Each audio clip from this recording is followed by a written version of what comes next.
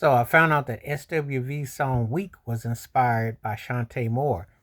The story goes is that songwriter producer Brian Alexander Morgan, who was dating Chante Moore at the time, uh, was inspired by that.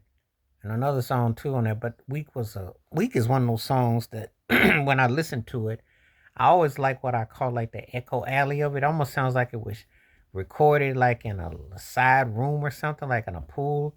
Has like this. The video is too. You know, it's got that kind of vibe, but it's the tone.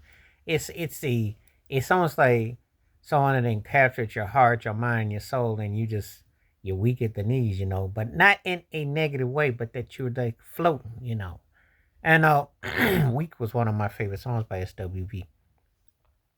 I like their debut album. And I pretty much say that that was their peak and their prime for me. I mean, they could sing, but that whole record, that whole thing just hit a certain way for me. That's all I'm gonna say. But "Weak" was one of those songs that I could listen to, and it just kind of put me in a laid back vibe. So it's and Chante Moore says that now that she's had time, that's been like 30 plus years ago, so she's had time to like be cool with it. But I'm sure it probably hit her in a certain way.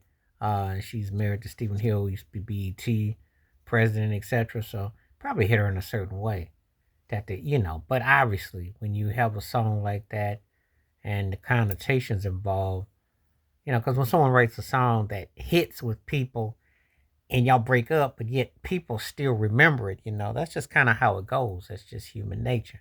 And I'm sure she could relate to that because a lot of songs that she did with different people, um, you know, there are songs that she did with different artists or different people that still are reflective of the said time, the said era, and all that. So, but anyway, that was an interesting tidbit to find out that that was written about her. And Chante Moore is one of the most underappreciated, underrated female artists of the last 30 plus years, easily.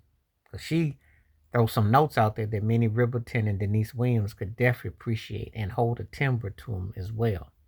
And just as good as anything Mariah Carey could do with her voice. I'm just saying, when you hear that range, you know what I'm talking about.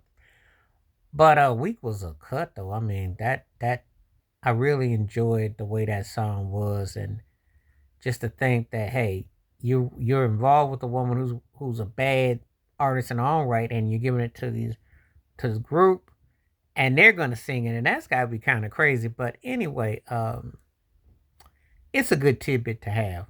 I mean, because it is one of the best songs that come out in the '90s, especially in the R&B side of the tracks. So I definitely, I always like that song. So I thought like, wow, when I heard that story, I was like, yeah, okay, okay, and because at first I'm thinking, well, okay, that makes sense.